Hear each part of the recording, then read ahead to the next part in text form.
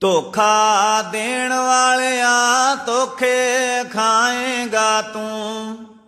ਜੇਬਾਂ ਭਰੀਆਂ ਨੀ ਮਾਰ ਮਾਰ ਠੱਗੀਆਂ ਓਏ।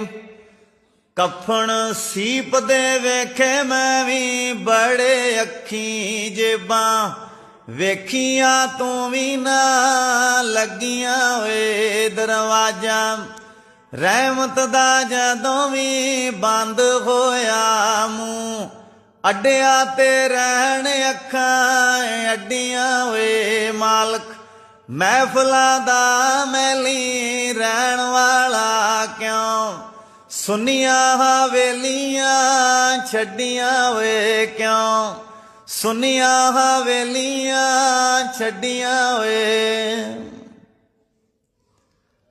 ਭਰਾ ਨੂੰ ਭਰਾ ਨਾਲ ਧੋਖਾ ਨਹੀਂ ਕਰਨਾ ਚਾਹੀਦਾ।